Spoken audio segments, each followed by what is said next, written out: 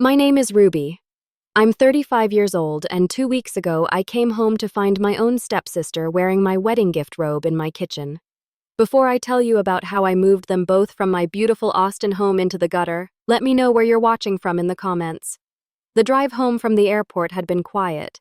A 2-day business trip to Dallas, a major deal secured for my company, and all I wanted was a hot shower and my own bed. I pulled into the driveway, my reliable old sedan looking out of place next to the gleaming new BMW I knew my husband Preston had recently leased. But there was another car there, one I didn't recognize, a sporty little white convertible parked with a casual arrogance that set my teeth on edge. I chalked it up to one of Preston's colleagues. He was always bringing people from his investment firm home without telling me. I grabbed my carry-on, the familiar weight of it comforting in my hand, and walked to the front door. The first thing that hit me was the smell, a cloyingly sweet perfume, the kind that tries too hard. It wasn't mine. My keys felt cold in my hand as I unlocked the door. The house was quiet, but it was a lived-in quiet. A designer purse was slung over the back of my favorite armchair. A pair of impossibly high heels kicked off near the entryway. My blood began to feel like ice water in my veins. I walked slowly towards the kitchen, my footsteps silent on the hardwood floors I'd picked out myself. And then I saw them. It was a perfect domestic scene.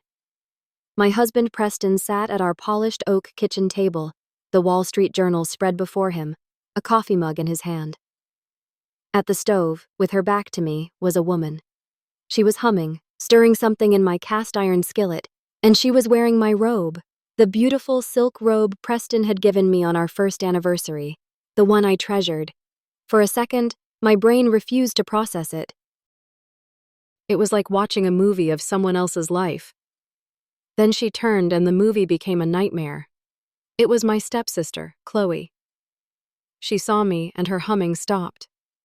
The spatula clattered from her hand onto the stovetop. Her eyes, wide and panicked for a split second, quickly hardened into something else, something triumphant. Preston looked up, his expression not of shock, but of annoyance, like I was an interruption. "Ruby," he said, setting his mug down with a deliberate calm that was more terrifying than shouting. "You're home early." My voice came out steady and even. It didn't feel like my own. My flight was changed. I set my bag down on the floor. It made a soft thud that sounded like a gunshot in the silence. Apparently, I'm not the only one who arrived ahead of schedule. Chloe just stood there clutching the lapels of my robe. The silence stretched thick and suffocating. I could hear the ticking of the clock on the wall. Each second a hammer blow against my heart. Preston folded his newspaper, a gesture so practiced, so dismissive it made my stomach turn. He stood up, straightening the tie of his 1,000 suit. He looked like he was about to chair a board meeting, not shatter a marriage. "We need to talk," he said. He launched into a speech.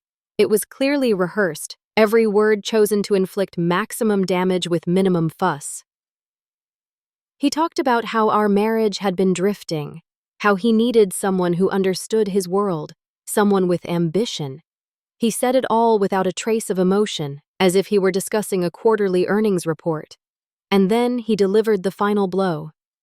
"Chloe is moving in," he said, not even looking at me, but at her.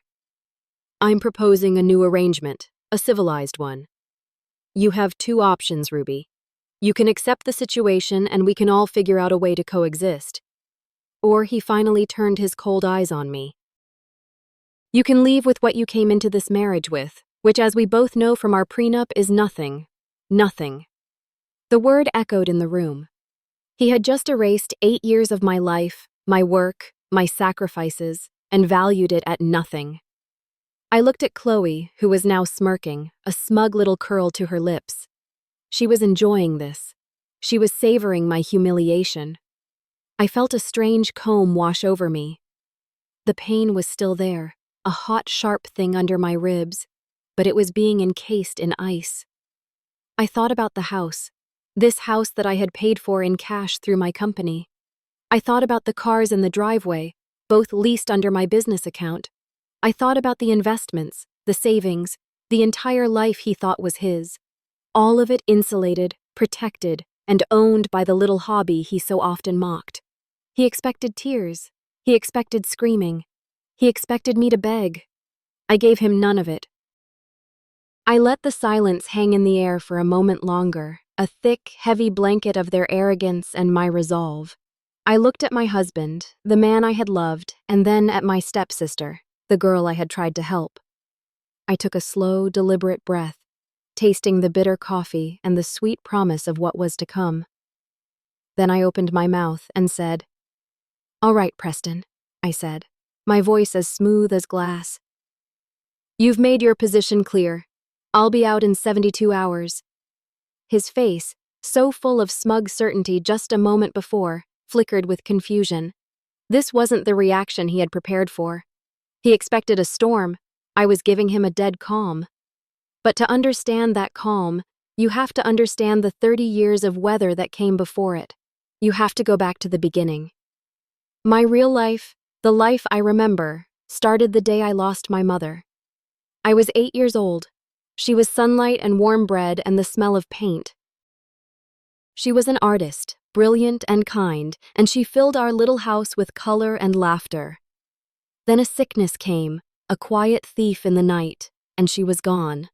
My world turned gray. My father, a good and gentle man, was adrift in his own ocean of grief.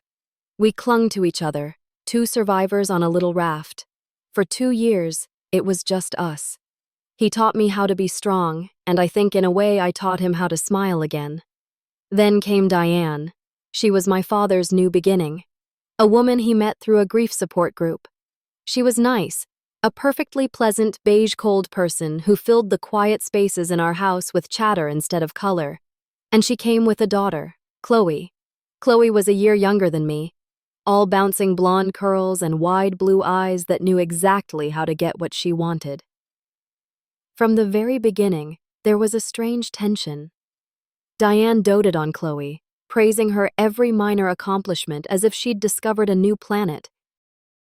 My father, still fiercely protective of his first wife's memory, treated me with a quiet, deep love that felt like a secret treasure. He gave me my mother's old art supplies, her books, her legacy. Diane gave Chloe new clothes and an ever-increasing allowance. We were living in the same house but on different planets. The jealousy started small. In 5th grade, I built a model of the solar system for the science fair. My mother had been obsessed with astronomy, and I spent weeks on it, carefully painting each planet, building a little motor to make them orbit a glowing sun. It was the best thing I had ever made. The night before the fair, Chloe accidentally tripped while carrying a glass of water, drenching the entire project. The papier-mâché planets warped and bled their colors. It was ruined. She burst into tears, apologizing profusely, and Diane rushed to comfort her, shooting me a look that said, "How could you leave your project where she could trip over it?" My father spent the whole night helping me rebuild it, but it was never the same. Chloe won a participation ribbon for a poster she copied from a book. I got an honorable mention. And as I stood there looking at my sad, lumpy planets, I saw Chloe across the gymnasium. She wasn't looking at her ribbon. She was looking at me. And for a split second, I saw a flash of pure, unadulterated satisfaction in her eyes. It was a pattern that repeated itself through middle school and high school. If I got an A, she'd complain about how the teacher liked me better. If I made the varsity soccer team, she'd suddenly develop a mysterious ankle injury that required everyone's attention. She was a black hole for sympathy, and her favorite target was anything that brought me joy. My father saw it. I think he'd often pull me aside and say, "You have your mother's spirit, Ruby. Don't ever let anyone dull your shine." But I wanted a family. I craved the easy affection I saw in my friends' homes. So I tried. I helped Chloe with her homework. I covered for her when she snuck out. I pretended not to see the way she'd look at my boyfriends. I was trying to build a bridge to a sister who was secretly trying to burn my side of the shore. Then came Preston. I met him in my last year of college. He was ambitious, handsome, and utterly captivated by the business I was starting to build from my dorm room, designing eco-friendly packaging. He called it brilliant. He said I was going to change the world. He was the first person outside of my father who seemed to see my potential not as a threat, but as an asset. We got married 2 years later in a beautiful ceremony in the Texas Hill Country. My father walked me down the aisle, his eyes glistening with tears. He whispered in my ear, "Your mother would be so proud." As I stood at the altar next to Preston, I looked out at the guests, and I saw Chloe. She was a bridesmaid, stunning in a pale blue dress. She was smiling, a wide, perfect smile for the cameras. But her eyes were fixed on me with an intensity that was chilling. There was no joy in them, no sisterly affection. There was only a cold, hard, calculating envy. It was the same look I'd seen across the gymnasium at the science fair, magnified 100 times. At that moment, a shiver went down my spine, a cold premonition that I quickly dismissed as wedding day jitters. I should have listened to that feeling. It was my own heart trying to warn me that the greatest threat to my future was standing right there, smiling in my wedding photos. After the wedding, Preston's career took off. He was a rising star at his investment firm, a shark in a tailored suit. My own business, which I officially named Verdant Solutions, was growing too, but in a quieter, more organic way. I started with local businesses at farmers markets, then landed a few regional grocery chains. The work was my passion. It felt like I was honoring my mother's artistic spirit, but with an engineer's mind. Preston had been my biggest cheerleader when we were dating, but once we were married, his tone began to change. My work became my little project. He'd come home from closing a multi-million-dollar deal and ask, "How was your craft fair today, honey?" It was a subtle shift, a slow erosion of respect disguised as affection. He'd pat me on the head when I told him I'd secured a new client, like I was a child who just sold a successful cup of lemonade. Meanwhile, Chloe was drifting.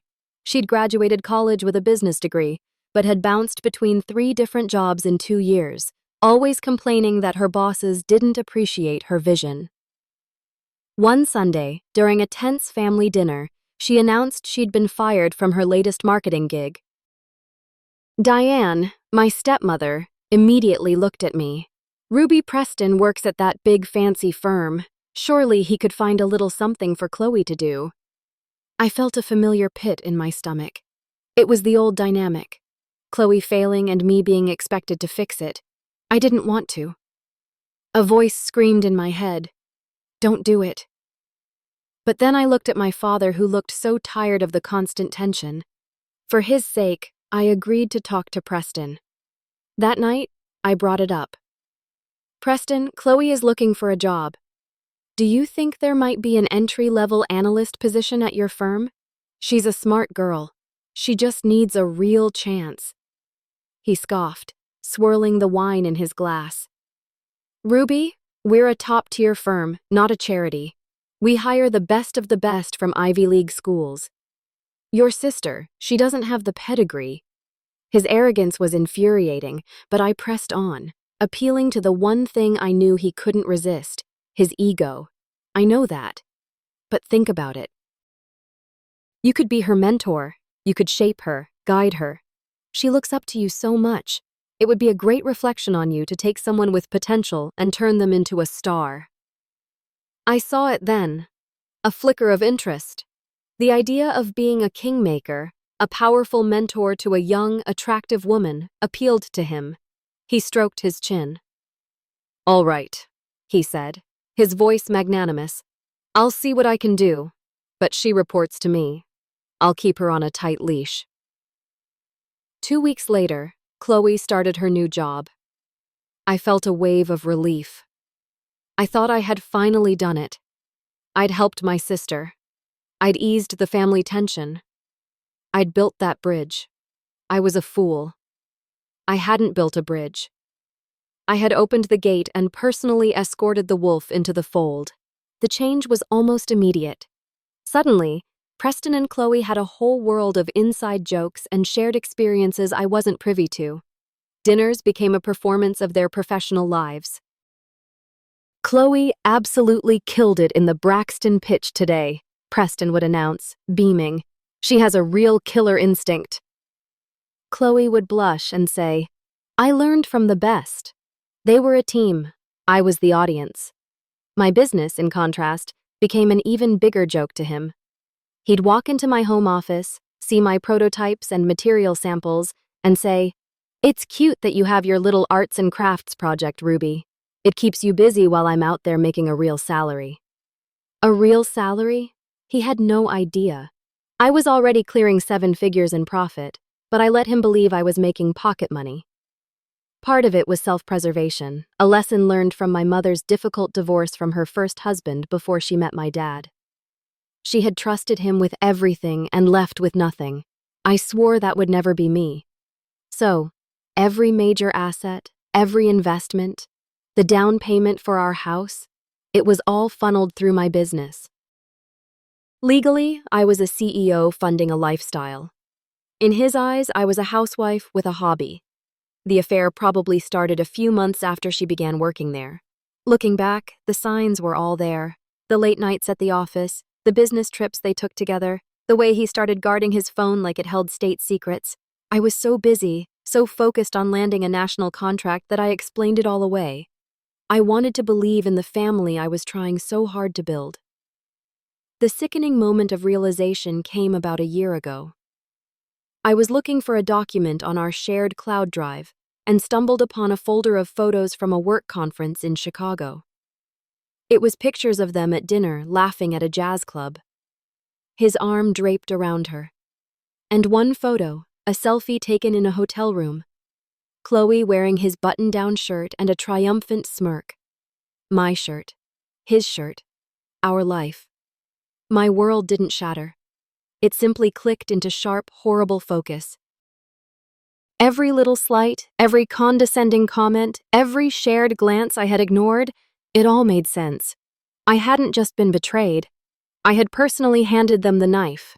I had led the wolf right to my own door.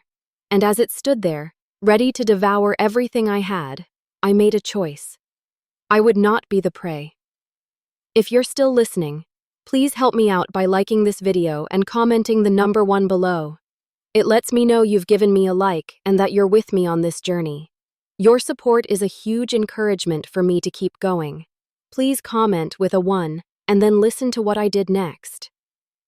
After that day, something inside me shifted. The part of me that made excuses, the part that hoped for the best, it just died. It was replaced by something cold, quiet, and methodical. I didn't cry. I didn't scream. I went into my home office, closed the door, and opened a new file on my computer. I labeled it Operation Nightingale. A nightingale is a small, plain-looking bird, but its song is one of the most powerful and beautiful in the world. I decided it was time for me to start singing. I didn't confront them. What was the point? They would just lie. They'd call me crazy, jealous, insecure. They'd gaslight me until I doubted my own eyes. I had seen that happen to my mother during her first divorce, and I had learned you don't go to war without ammunition. So I began to gather it. My home office became my war room. I started documenting everything. Every late night, every weekend trip, every credit card charge for a hotel or a restaurant I'd never been to. I set up an alert that forwarded copies of all of Preston's ear receipts to a private email account he didn't know existed. Flowers for his star analyst, jewelry from Tiffany's lingerie. The evidence piled up. A disgusting monument to their deceit. They in turn seemed to get bolder, their cruelty escalating from passive condescension to active psychological warfare. The first major attack came about 6 months ago. I was finalizing a huge proposal for a national organic grocery chain. This contract was a game-changer, the culmination of 3 years of work. The final presentation was saved on our shared cloud drive in a folder clearly labeled Verdant Do Not Delete. I was scheduled to present it via video conference at 9:00 a.m. the next morning. That night, Preston came home late, smelling of Chloe's perfume and cheap victory. He was in a foul mood. The next morning, I woke up, made coffee, and sat down at my desk to do one final review. The folder was gone. A cold panic seized me. I searched everywhere. The trash, the archives, every corner of the cloud. It had been permanently deleted. I felt the blood drain from my face. I ran downstairs. Preston was at the kitchen table reading his paper, the picture of innocence. "Preston," I said, my voice shaking. "My Verdant presentation folder. It's gone from the cloud." He looked up, feigning a mild surprise. "Oh, really? That's strange. I was doing some cleanup on the drive last night. It was getting so cluttered. I probably deleted it by accident. I'm sorry, honey." He turned back to his paper. "I didn't think your little craft files were that important." I just stared at him. The casual, dismissive way he said it. The lie was so blatant, so cruel. He knew exactly how important the presentation was. This wasn't an accident. It was sabotage. He was trying to keep me small. He was trying to break me. I felt a hot flash of pure rage crawl up my neck. For a moment, I wanted to scream to throw my coffee mug at his smug face, but I didn't. I just turned and walked back upstairs. I had a backup on a separate hard drive. I always have backups. But he didn't know that. I spent the next 3 hours rebuilding the parts one had updated, my fingers flying across the keyboard, fueled by coffee and a cold fury. I delivered the presentation at 9 a.m. And I landed the contract. It was the biggest deal in my company's history. When I told Preston that evening, he could barely hide his shock and disappointment. And I knew without a doubt that I was at war with my own husband. The second attack was more public, more humiliating. It was orchestrated by Chloe. Preston's firm was hosting its annual charity gala. I was expected to attend to play the role of the supportive wife. I hated it, but I went. I was standing by the silent auction table when they walked over. Chloe was clinging to Preston's arm, wearing a backless red dress that was both expensive and desperate. She looked me up and down, a fake sweet smile plastered on her face. Then, in a voice loud enough for the people around us to hear, she said, "Oh, Preston, darling, isn't this your wife? Ruby, right?" She knew my name perfectly well. "It's so lovely to finally meet you in person. Preston tells me you do something with boxes. It's so sweet to have a little hobby to keep you busy while the adults are working." The people nearby chuckled. My face burned. It was a direct hit designed to paint me as a frivolous, kept woman, a nobody. Preston just stood there, a proud smirk on his face, enjoying the show. I looked at Chloe at her perfectly made-up face and her cold, empty eyes, and I felt a strange sense of pity. All this effort, all this cruelty, just to try and steal a life she could never build for herself. I just smiled politely. "Design is a fascinating field," I said, my voice even. "You should look into it sometime. It teaches you that the most beautiful structures are built on a solid foundation, something that can't be easily broken." Her smile faltered for a second. She didn't understand what I meant, but she felt the steel in my voice. They walked away and I stood there for another minute, my heart hammering in my chest. That night, I went home and called the one person I knew I would need, a lawyer. Not just any lawyer, but the best corporate litigation attorney in Austin.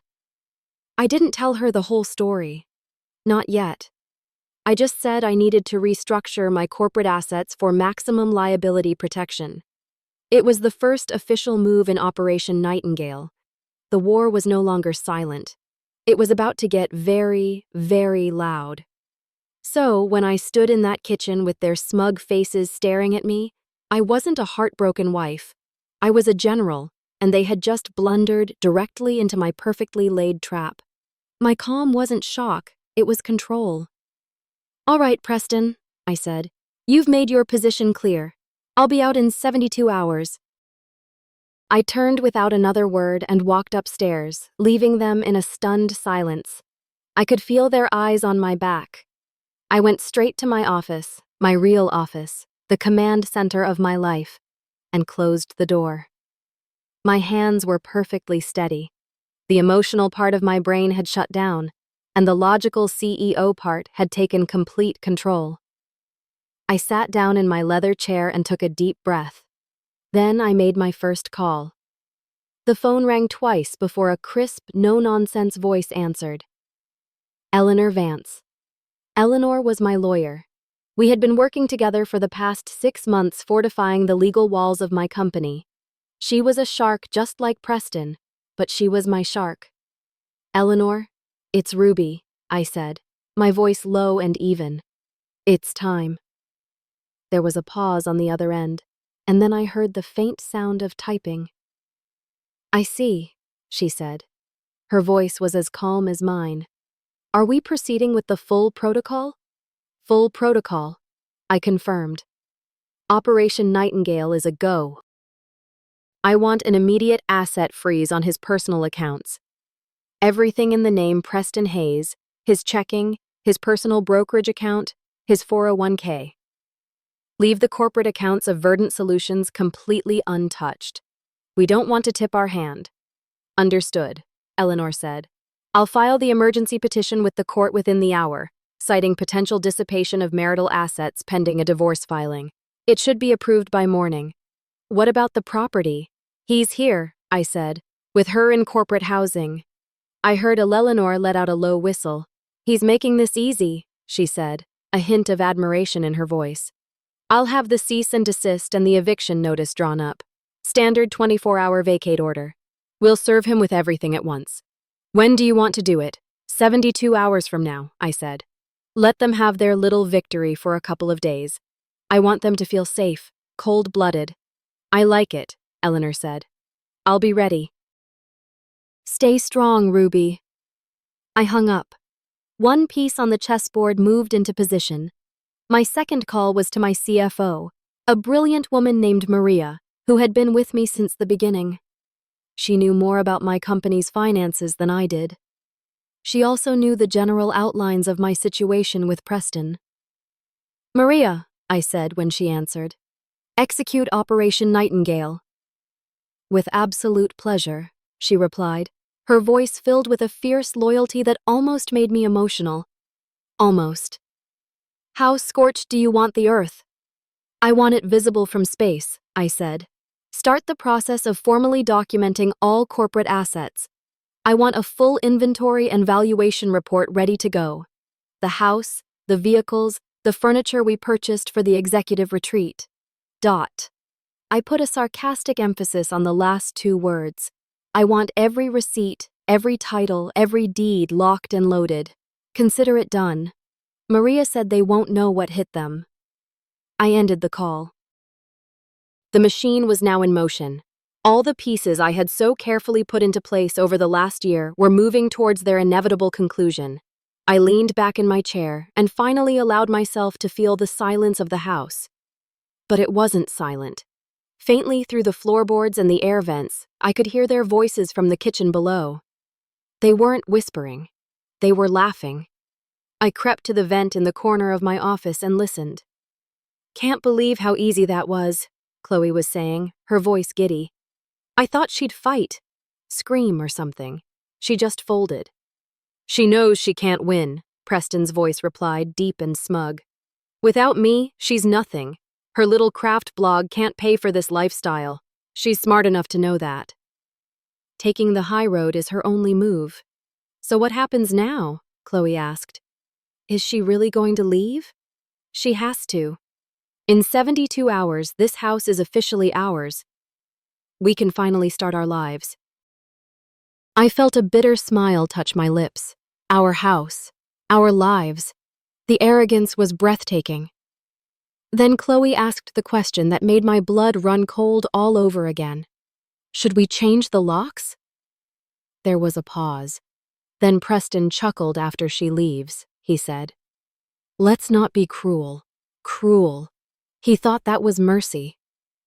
I pushed myself away from the vent, the icy calm settling back over me. They had no idea. They were 2 mice celebrating in a beautiful house, completely unaware that they weren't the owners. They were just pests, and the exterminator was coming. The next morning, I woke up early. I bypassed the kitchen where I could hear them moving around, their laughter echoing unnaturally in what was still for the moment my home. I made coffee in my office and got to work. I wasn't packing my clothes or personal belongings. I was packing my arsenal.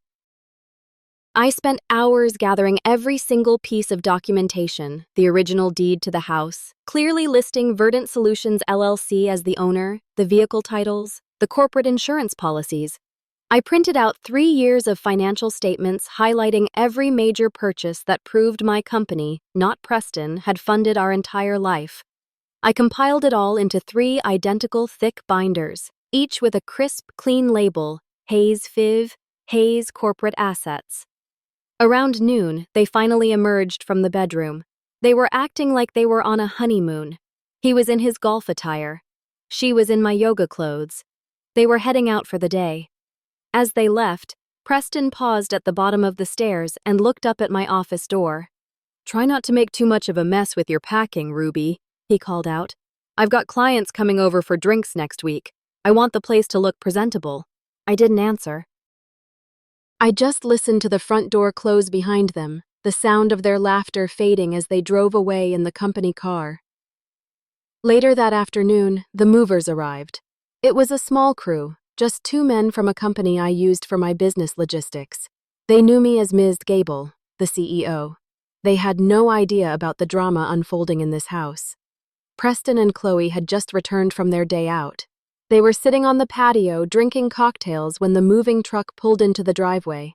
I saw Preston sit up, a smirk spreading across his face. He clearly thought this was me making a big show of moving my things out. I met the movers at the door. "Good afternoon," I said crisply. "We're just moving the contents of the home office today. Nothing else." They nodded and got to work. They brought in dollies and boxes, moving with quiet efficiency. Preston and Chloe came inside, drawn by the activity. He leaned against the doorframe of the living room, arms crossed, watching the scene with an air of amused detachment. "Taking your craft supplies?" he asked, his voice stripping with condescension. "Something like that," I replied, not looking at him. I directed the movers as they carefully packed my computers, my printers, my filing cabinets filled with patents and contracts. They wrapped my design awards in bubble wrap. They dismantled the large oak desk that had been a gift from my father. Chloe wandered around picking things up and putting them down, acting as if she were the lady of the manor inspecting the staff's work. She had fully embraced her new role. Her clothes were already mixed in with mine in the master closet. Her makeup had taken over my side of the bathroom vanity. "You know," she said, trailing a finger along a bookshelf, "I love what you've done with the house, but when it's officially ours, I think I'll probably update everything. Your style is a bit dated."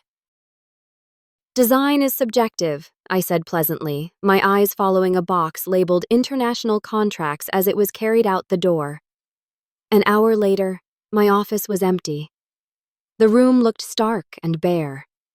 The movers loaded the last box onto the truck, and I signed their paperwork. As the truck pulled away, Preston clapped his hands together lightly. "Well," he said with an air of finality. "That's that, I suppose. Glad we could get this done so amicably." I just nodded and went back upstairs to the empty room. The real packing could wait. I had one more day of their charade to endure. That evening was the longest of my life. They ordered expensive takeout and watched a movie in the living room, laughing and cuddling on the sofa I had paid for. I stayed in my empty office, making a few final calls, my laptop on the floor. Later, as I was walking down the hall to the guest room where I'd been sleeping, I passed the open door of the master bedroom. Chloe was inside. She was sitting at my vanity, the one that had belonged to my grandmother, and she was going through my jewelry box. I froze in the doorway, hidden in the shadows. I watched as she picked up a delicate gold locket. It wasn't expensive, but it was my most precious possession. It had been my mother's, an inheritance of the heart. It held a tiny picture of her and a tiny picture of me as a baby. Chloe opened the locket. She stared at the pictures for a moment, her expression unreadable. Then she snapped it shut. She unclasped the chain and with a slow, deliberate movement, fastened it around her own neck. She looked at her reflection in the mirror, turning her head from side to side, a small, smug smile playing on her lips. "You won't be needing this anymore," she whispered to her own reflection. "I think it looks better on me anyway." A wave of heat washed over me, so intense I thought I might pass out. It was a violation so profound, so deeply personal, it transcended everything else. She wasn't just taking my husband and my house. She was trying to take my past. She was trying to erase me. I backed away from the door, my hands clenched into fists, my nails digging into my palms. The ice in my veins had turned to fire. The calm, calculating CEO was gone, and in her place was a woman who had just been pushed past her breaking point. 72 hours had been a kindness. Now it felt like an eternity. Tomorrow couldn't come soon enough. The morning of the third day dawned bright and clear, a perfect day for a demolition. I was awake before the sun, a strange and total calm having settled over me during the night. The rage from seeing Chloe with my mother's necklace had burned away everything else. The doubt, the pain, the sadness, all that was left was purpose. I packed my personal belongings, not into moving boxes, but into 2 suitcases, the clothes I loved, the books that mattered, the photos of my mother. I worked silently, methodically. I left the jewelry box on the vanity empty, except for a few stray earrings. The locket was still missing. I came downstairs at precisely 8:30 a.m. Preston and Chloe were in the kitchen, acting out the final scene of their little play. He was dressed for work, reading his paper. She was in one of my workout outfits, making a smoothie. They were already looking at brochures for a trip to Bali spread out across the kitchen island, planning their victory tour. "Morning," Preston said without looking up. "The 72 hours are up at noon. I trust you'll be gone by then." "Don't worry," I said, pouring myself a final cup of coffee from the pot. "Everything is right on schedule?" Chloe smirked at me over the rim of her smoothie glass. "Don't forget to leave your keys on the counter, Ruby." I just smiled. We sat in a strange silence for the next 20 minutes, them rustling papers and whispering about infinity pools, me sipping my coffee and watching the clock on the wall. 900 a.m., 9:05, 9:10. At exactly 9:15 a.m., the doorbell rang. It's cheerful. 2-note chime cut through the tension like a knife. Preston looked up annoyed. "Are you expecting someone? Your movers are coming back." "No," I said, standing up. "My movers are finished. I'll get it." I walked to the front door, my heart a steady, heavy drum in my chest. I didn't feel nervous. I felt alive. I opened the door. A man stood on the porch. He was in his 50s with a tired face and a nondescript gray suit. He was holding a thick manila envelope. He was exactly who I was expecting. "I'm looking for Preston Hayes," he said, his voice flat. "That's my husband," I said a little too brightly. I turned and called into the house. Honey, someone's here for you." Preston appeared in the hallway, his face a mask of irritation. "What is it? I'm going to be late for work." The man on the porch extended the envelope. "Preston Hayes. You've been served." The words hung in the air. Served. It's a word you see in movies, but when you hear it in your own home, it has a physical weight. Preston stared at the man, then at the envelope as if he didn't understand the language. He slowly took it. The man nodded curtly, turned, and walked back down the path to his car. I closed the door, leaving us all inside. Preston tore open the envelope. His eyes scanned the first page.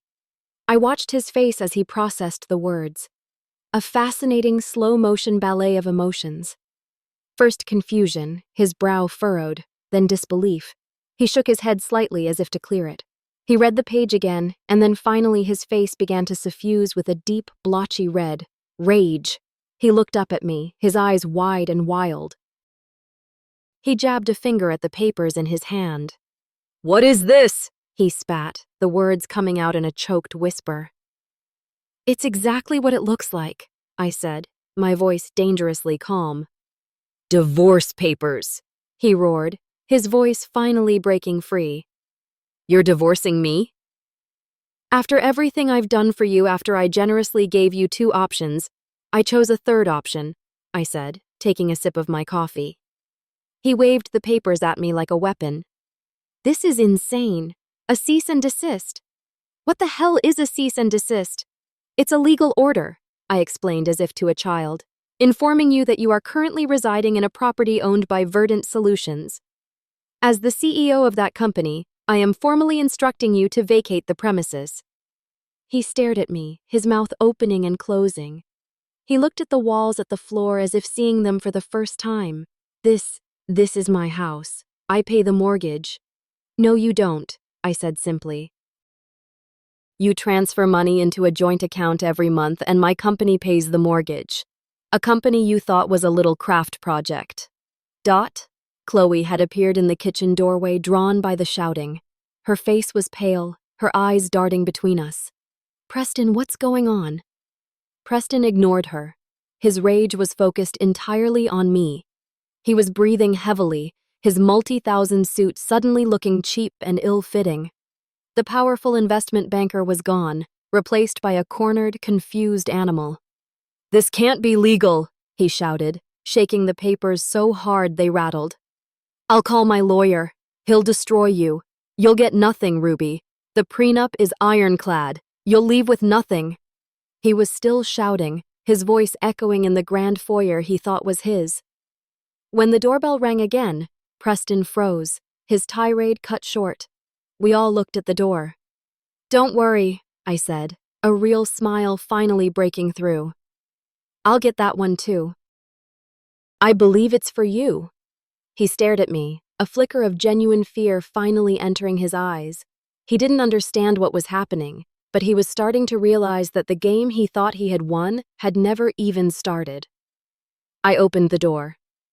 Standing on the porch, looking immaculate in a steel gray pantsuit, was my lawyer, Eleanor Vance. She gave me a small, sharp nod, and then looked past me at Preston. Mr. Hayes, she said, her voice cutting through the air like a shard of ice. I believe we have a few things to discuss. Preston stared at Eleanor as if she were an apparition. He knew who she was. Eleanor Vance had a reputation in Austin's legal circles. She was brilliant, ruthless, and she never ever lost. Seeing her on his doorstep representing me was like seeing a tank pull up outside his office. The color drained from his face. Eleanor Vance, he stammered. What are you doing here? I'm here representing my client, Miss Ruby, Eleanor said, stepping inside. She didn't wait for an invitation. She owned the space the moment she entered it. She glanced at the divorce papers in his hand. I see you've received the opening documents. Let's consider this the executive summary of your new reality. Chloe, who had been frozen in the kitchen doorway, finally found her voice. Preston, who is this woman? What is she talking about? Eleanor turned her cool, analytical gaze on Chloe. You must be Miss Chloe, she said, her voice devoid of any warmth.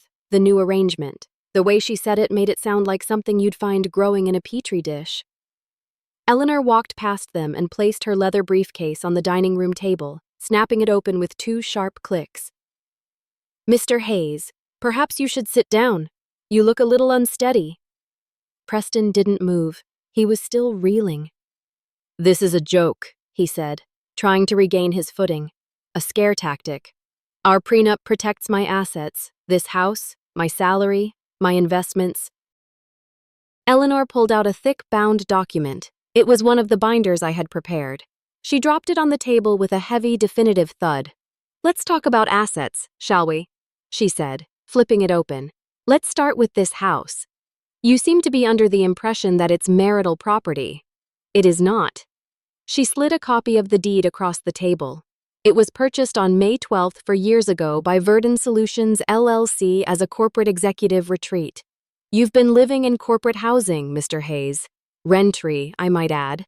A taxable benefit you failed to declare for the past 4 years. The IRS will be very interested to hear about that. Preston's jaw went slack. He stared at the deed, at the familiar address and the unfamiliar name of the owner. Verdant Solutions. What the hell is Verdant Solutions? I decided it was time for me to speak. It's my hobby, Preston. I said quietly. My little arts and crafts project. He looked at me, his eyes filled with a dawning horror. Eleanor continued, relentless. Next, the vehicles. She slid 2 more documents across the table. The Mercedes sedan you drive and the BMW convertible Miss Chloe has been enjoying are both leased by Verdant Solutions as company cars. The leases are in the company's name. The insurance is in the company's name. As of my call to the leasing agency 1 hour ago, you are both no longer authorized drivers. They will be repossessed by the end of the day. Chloe let out a little gasp. My car. You can't take my car. It was never your car, Eleanor corrected her, not even bothering to look at her. Now for the financials. She turned to a new section of the binder. Over the past 8 years, you have earned a substantial salary. However, your spending has been prodigious. The vacations, the expensive dinners, the gifts. She paused and her eyes flickered towards Chloe for a millisecond. You've been living a lifestyle that I'm afraid was largely subsidized. The joint accounts you shared with my client were consistently supplemented by large cash infusions from Verdant Solutions to cover household expenses. She tapped a spreadsheet. According to the prenup, you are each entitled to half of the assets acquired during the marriage that are not protected as separate business holdings. My client's business and all its holdings are, of course, entirely separate. So, the marital property consists of the remaining balance in your joint checking account, which is currently $1,842, and the contents of your personal 401k. She looked at him. After 8 years of marriage to a woman you believed was financially dependent on you, your share of the marital estate comes to approximately $147,000 to be generous. Your lawyer will receive my full financial disclosure this afternoon. Preston finally crumpled. He sank into one of the dining room chairs, my company's chair, and put his head in his hands. The silence was broken only by his ragged breathing. Chloe, however, wasn't finished. The reality of her situation was crashing down on her, and she was panicking. She turned to me, her face a mess of confusion and fury. "This is crazy," she sputtered. "You can't own all this. You just make boxes. Preston is the successful one. He's the investment banker." I looked at my stepsister, the girl who had stolen my husband and tried to steal my mother's necklace, and I felt nothing but a vast, empty pity. I pulled out my phone, opened an app, and placed it on the table in front of her. It was the real-time valuation of my privately held company prepared by an independent firm for our upcoming move to go public. The number glowed on the screen, $9.5 million. Chloe stared at it. Her mouth opened, but no sound came out. The number was impossible. It didn't compute with the narrative she had built in her head, the one where I was the pathetic hobbyist wife and she was the brilliant, ambitious woman who had won the real prize. Preston lifted his head. He looked at the phone screen. I saw the last bit of fight go out of him, replaced by a hollow, vacant look of utter defeat. "But how?" he whispered, his voice a ghost. "You were so busy looking down on my work, you never bothered to actually look at it," I said. "You were so confident in your own superiority, you couldn't imagine I was building an empire right under your nose." Eleanor closed her binder with a sharp, final snap. "So, to reiterate," she said, her voice now holding the crisp finality of a judge's gavel. "You have 24 hours to vacate this property. You will leave the keys on the counter. You will take only your personal belongings. Anything else will be considered theft. Is that understood?" Preston just nodded. A broken man. Chloe finally found her voice again, a desperate, pleading whine. She looked at Preston. "Preston, do something. You promised me this life." He didn't even look at her. He just stared into the middle distance. His billion-dollar world shrunk down to a single humiliating number on a phone screen. I looked at Chloe, and I almost felt sorry for her. "He promised you someone else's assets," I said, my voice soft. "Rookie mistake. You should always verify ownership before you commit to a hostile takeover." Their departure was as pathetic as their reign had been arrogant. They didn't take the full 24 hours. By that evening, they were gone. I watched from the upstairs window as they loaded clothes and boxes into the back of Chloe's friend's beat-up sedan. The two gleaming company cars were already gone, repossessed just as Eleanor had promised. They didn't talk. They just moved with the grim, joyless efficiency of defeated soldiers. Chloe shot one last hateful glare up at the house before getting in the car. It was the look of someone who had been robbed of something she never actually owned. The aftermath was swift and brutal, just as Operation Nightingale had been designed to be. The news of Preston's spectacular divorce and financial ruin spread through Austin's tight-knit business community like wildfire. His firm, embarrassed by the scandal and concerned about his misrepresentation of his financial status, placed him on indefinite leave. No one wanted an investment banker who had been so thoroughly outplayed in his own home. He was a joke. His career was over. Chloe was quietly let go from her position a week later. It turned out that sleeping with a senior partner, who then becomes the subject of a massive, humiliating scandal, wasn't great for an analyst's career prospects. They moved into Chloe's tiny one-bedroom apartment on the other side of town, the one she had been so desperate to escape. The divorce was finalized in record time. Preston's lawyer, the same one who had drafted our ironclad prenup, advised him to take whatever settlement he could get. He tried to fight to claim I had hidden assets, but Eleanor shut that down in court with brutal efficiency. "Your Honor," she said, "Mr. Hayes had access to all the same information my client did. He simply chose not to look at it. He was too busy dismissing his wife's hobby to notice she was building an empire. The judge, a woman who looked like she'd seen this movie 1,000 times, didn't even try to hide her smile. Preston walked away with half of the joint bank account and his 401k. It was just enough to cover his legal bills. The family fallout was just as messy. My father was heartbroken. He called me, his voice thick with shame and regret. "I'm so sorry, Ruby," he said. "I saw her jealousy, but I never imagined it could go this far. We talked for a long time, and I knew our relationship would survive." My stepmother, however, was a different story. She called me screaming, accusing me of ruining her daughter's life. "Chloe made a mistake," she shrieked. "She fell in love. You didn't have to destroy her." "She tried to destroy me," I replied calmly, "and she failed. I am done cleaning up her messes, and I am done with you enabling her." I hung up the phone, and with that click, I severed the final toxic tie to that side of the family. It was a painful amputation, but a necessary one.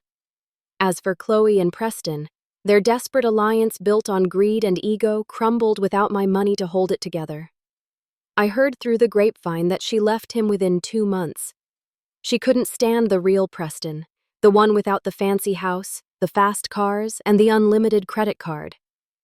Last I heard, she had moved back home with her mother. Her grand ambitions reduced to bitter complaints on social media. 6 months after the divorce was final, Verdant Solutions went public. The IPO valued the company at $23 million. The day the stock opened, I sat in my newly redecorated home office watching the ticker on my screen climb. There was no champagne, no celebration, just a quiet, profound sense of peace. I had one, but more than that, I had survived. The next week, I bought a building. It was a downtown office tower that had recently come on the market because a major tenant, an investment firm, was downsizing and breaking their lease. It was Preston's old firm. I didn't do it out of spite. I did it because it was the perfect location for my next project. I've converted the top 3 floors into the Lily Gable Center for Entrepreneurship, a design incubator and co-working space for young women starting their own businesses. The centerpiece is the Lily Gable Scholarship named for my mother, a substantial college fund designed to help talented young women who might otherwise be overlooked. Sometimes late at night, I think about that morning in my kitchen. I think about Chloe in my robe and Preston explaining my new pathetic reality. They thought they were so powerful. They thought they held all the cards. They never understood that true power isn't about what you can take from someone else. It's about what you can build for yourself.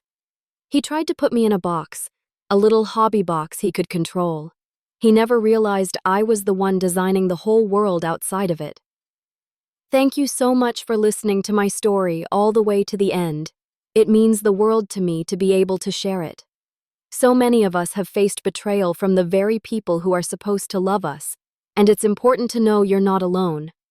My question for you is, what's one piece of advice you would give to someone who is just starting to rebuild their life after a major setback? I would love to read your wisdom in the comments below. And if my story resonated with you, please consider liking this video and subscribing to the channel. Your support truly helps.